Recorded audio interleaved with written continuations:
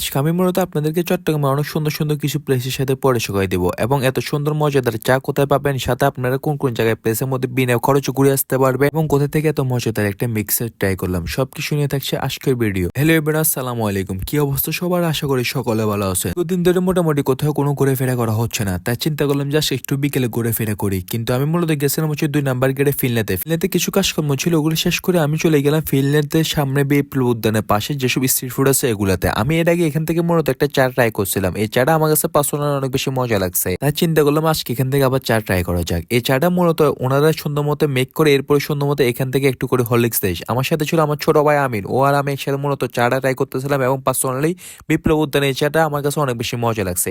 আর চার দাম ছিল হচ্ছে মাত্র 15 টাকা। 15 টাকা হিসাবে এত বেস্ট কোয়ালিটির চা পাবো আমি নিজেও আশা করি নাই। তবে আপনারা যারা বিপ্লব উদ্যানের আশেপাশে আছেন আপনারা চাইলে ইজিলি চাটা ট্রাই করতে পারেন, আশা করি আপনাদের কাছে এই চাটা মজা লাগে। আমি মোটামুটি চট্টগ্রাম শহরে অনেক জায়গা থেকে অনেক রকমের চা ট্রাই করছি, আমার কাছে কেন চাই না মনে হচ্ছিল এই চাটা একটু খেতে অনেক বেশি মজা লাগছে। এরপর আমরা চাটা খাওয়া শেষ করে একটু চলে গেলাম ওয়ার সেমিটারি, যেহেতু 2 নাম্বার গেটে বিপ্লব উদ্যান থেকে ওয়ার সেমিটারি মোটামুটি একটু কাছে আছে, তার চিন্তা করলাম যে একটু বিকালের দিকে ওয়ার সেমিটারিতে ঘুরে আসা যায়। সেমিটি চট্টগ্রামের মধ্যে সব থেকে সুন্দরতম একটা জায়গা, এই জায়গাটা মূলত কাপলদের জন্য সবথেকে বেশি জনপ্রিয়তা। ওয়ার সেমিটিতে মূলত বলা হয় খ্রিস্টানদের কবরস্থান। এই জায়গাটা মূলত দুপুর 3টা থেকে বিকাল 5টা পর্যন্ত ওপেন থাকে। আমরা মূলত গেছিলাম হচ্ছে প্রায় 5টা বাজে একটু 5 মিনিট আগে, কিন্তু আমরা যাওয়ার পর পরে দেখি যে ওয়ার সেমিটি অফ করে দেয়। এরপর আমরা ওয়ার সেমিটি থেকে একটু বেরোয় চকবাজার রোডের দিকে যখন হাঁটা শুরু করলাম, ঠিক তার অপোজিটে বাম দিকে আমি সুন্দর একটা পার্ক দেখলাম। চট্টগ্রামে 5 লাখের মধ্যে এত সুন্দর একটা পার্ক থাকবে আমি নিজেও চিন্তা করি না। এই জায়গাটা পার্সোনালি আমার কাছে মনে হচ্ছিল আমাদের হালিশহর আগ্রাবাদের জাম্বুরি পার্কের মতো, মোটামুটি বলতে গেলে ওরকম একটা প্লেসের মধ্যে সুন্দর করে তারা সবকিছু রেডি করছে। যেহেতু এই জায়গাটা একটা কমার্শিয়াল এরিয়া সে হিসেবে বিবেচনা করে এই জায়গাটা অনেক সুন্দর একটা প্লেস হচ্ছে। এখানে সবাই সুন্দর মতো বসে আড্ডা দিতে পারবেন এবং যারা জগিং করতে চান তারা এই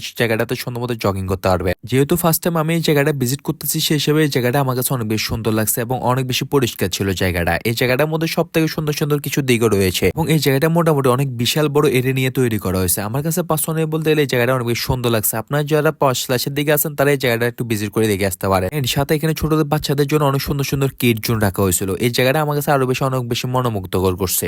শহরে এত বেশি বাসা বাড়ি হয়ে গেছে, খেলাধুলা করার জন্য বলতে গেলে মোটামুটি কোনো মারে নাই, কিন্তু এই জায়গাটা দেখে আমার কাছে সত্যি অনেক বেশি মনোমুগ্ধকর লাগছে। বিশেষ করে ছোট বাচ্চাদের জন্য অনেক সুন্দর সুন্দর কিড জোন রাখছে। এই পার্কটাতে আপনারা সবাই সুন্দর মতো বসে আড্ডা দিতে পারবেন এবং সুন্দর কিছু মুহূর্ত উপভোগ করতে পারবেন। পার্সোনালি জায়গাটা অনেক বেশি সুন্দর ছিল এবং এখানে সুন্দর একটা ঝর্ণা দেওয়া হয়েছে। তবে এই পার্কটা হচ্ছে দুপুর থেকে মনে হয় বিকাল 6টা পর্যন্ত খোলা থাকে। আপনার ছেলে ইজিলি এই পার্কটা একটু ঘুরে আসতে পারেন এবং এই পার্কের সৌন্দর্যগুলো উপভোগ করতে পারবেন। বিশেষ করে যারা জগিং করতে চান অথবা ছোট বাচ্চাদের জন্য খেলাধুলা করতে চান তারা এই জায়গাটা ভিজিট করতে পারে। এই জায়গাটা অ্যাকচুয়ালি বলতে গেলে one kind of Agrabad jamboree পার্কের মতো, যদিও আগ্রাবাদ জাম্বুরি পার্ক এটা থেকে অনেক বেশি বড় এবং অনেক বেশি সুন্দর। তবে আমি মনে করি যে চট্টগ্রামে বিভিন্ন প্লেসের মধ্যে এরকম সুন্দর সুন্দর কিছু পার্ক রাখা দরকার, যেখানে মানুষ বিভিন্ন ধরনের জগিং করতে পারবে, বসে রেস্ট করতে পারবে এবং সবাই একসাথে বসে আড্ডা দিতে পারবে এবং কথাবার্তা বলতে পারবে, সুন্দর করে এনজয় করতে পারবে। যেহেতু আমি এই পার্কটাতে ফার্স্ট টাইম ভিজিট করতেছিলাম সেই হিসেবে আমি এই পার্কটার কোনো নামই জানি না। যদি আপনারা কেউ ওই পার্কটার নাম জানিয়ে থাকেন তাহলে মাস্ট আপনারা আমাকে কমেন্টে জানাবেন। তারপর আমরা সুন্দর মতো এখান থেকে কিছুক্ষণ বসে এলে চকবাজার দিকে চলে গেলাম। চকবাজারে যাওয়ার পর অনেক বেশি ক্ষুধা লাগছিল, তাই চিন্তা করলাম যে ফ্যাট বড়ার মতো কি খাওয়া যায়। এরপর আমি আর আমার ফ্রেন্ড মিলে দুজনে চিন্তা করলাম যে এখান থেকে একটা মিক্সার ট্রাই করা যাক। আর মিক্সারটা আমার বলতে গেলে মোটামুটি অনেক বেশি পছন্দ। আমি যদিও ম্যাক্সিমাম মিক্সার খাইছিলাম হচ্ছে 2 নাম্বার গেটে। এই ফার্স্ট টাইম আমি চকবাজার কোনো একটা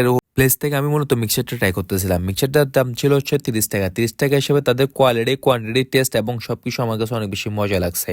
আপনাদের মধ্যে কারা কারা মিক্সারের সাথে জিলাপি পছন্দ করেন এবং কারা কারা মিক্সারের সাথে জিলাপি খেতে পছন্দ করেন আমাকে মাস্ট এটা কমেন্টে জানাবেন। মিক্সার হচ্ছে মূলত আলু চপ, বেগুনি, পেঁয়াজু, চনা বুট, মুড়ি দিয়ে সম্পূর্ণ সুন্দর করে মিক্স করে যে খাবারটা তৈরি করা হয় ওটা হচ্ছে মিক্সচার। তবে আমার কাছে কেন জানি না বিপ্লব উদ্যানে মিক্সার থেকে ওই মিক্সারটা তেমন একটা হামনি মজা লাগে নাই। আপনারা যারা বিপ্লব উদ্যানে যাবেন অথবা বিপ্লব উদ্যানের আশেপাশে যেসব স্ট্রিট ফুড আছে ওখান থেকে বিভিন্ন ধরনের খাবার ট্রাই করতে পারে। Thank you so much. ইনশাল্লাহ আপনাদের সাথে নতুন একটা ব্লগে দেখা হবে। আজকে ভিডিও করি। আল্লাহ হাফেজ, টাটা।